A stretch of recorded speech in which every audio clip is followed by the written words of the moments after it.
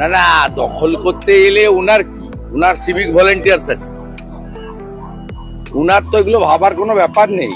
কারণ উনি বুঝেছেন যে বাংলাদেশের এই অত্যাচারের পরে এপারে থাকা বাঙালি হিন্দু সহ যারা মুখ খুলতেন না, সমাজের সেই ধরনের মানুষজন, প্রত্যেকটা মিডিয়া হাউস, যে মিডিয়া হাউসদের মধ্যে অনেকেই সেকুলারিজমের নামে হিন্দু অত্যাচারের কথা এতদিন দেখাতেন না, তারাও বাধ্য হয়েছে যে ব্যাপক জনমত তৈরি হয়েছে।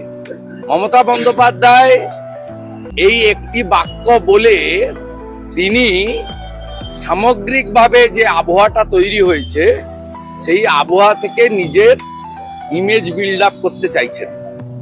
তার কারণ তার দলের সিদ্দিকুল্লাহ চৌধুরী মোহাম্মদ ইউনূসকে সমর্থন করছে।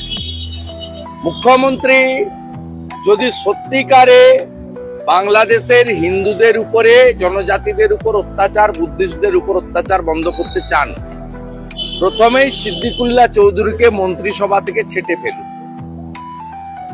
কারণ সিদ্দিকুল্লাহ চৌধুরী কোনো ব্যক্তি নন, তিনি রাজ্য মন্ত্রিসভার একজন সদস্য, মমতা বন্দ্যোপাধ্যায়ের ঘনিষ্ঠ সহকর্মী। সিএম অ্যাসেম্বলিতে বলছে ললিপপ না কি খাবো না কি করব না, তা তিনি তার তো সিদ্দিকুল্লাহ চৌধুরীকে ছেটে ফেলুন না, যিনি মোহাম্মদ ইউনূসকে সরাসরি সমর্থন করছেন। এই মুখ্যমন্ত্রী এই বিধানসভাতে বিএসএফ এর বিরুদ্ধে রেজুলেশন এনেছেন 185-এ, যে বিএসএফ প্রথম যদি আমাদের আক্রমণ হয় বাংলাদেশের ওদিক থেকে, প্রথম কার সঙ্গে দেখা হবে? বাংলাদেশের এক্সট্রিমিস্ট ফোর্স বলুন, তালিবানরা বলুন, হেফাজত বলুন, জামাতের লোক বলুন, অথবা বাংলাদেশের বর্তমান আইন শৃঙ্খলা রক্ষাকারী বাহিনী। প্রথম দেখা হবে বিএসএফ এর সঙ্গে। আপনি বিএসএফ কে রেপিস্ট বলেছেন, বিধানসভায় রেজুলেশন এনেছেন। আপনি আর্মির ক্রেডিট অস্বীকার করেন।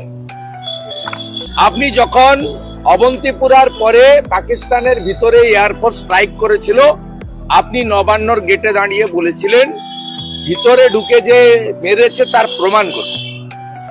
আর্মি যখন তার রুটিন অনুযায়ী সেতুর উপর দিয়ে গাড়ির কাউন্ট করছিলেন, তাদের রুটিন ওয়ার্কের মধ্যে পড়ে, আপনি সারা রাত্রি নবান্ন থেকে বলছিলেন যে আমার রাজ্যে আর্মি ঢুকিয়ে দিয়েছে কেন্দ্রীয় সরকার। অর্থাৎ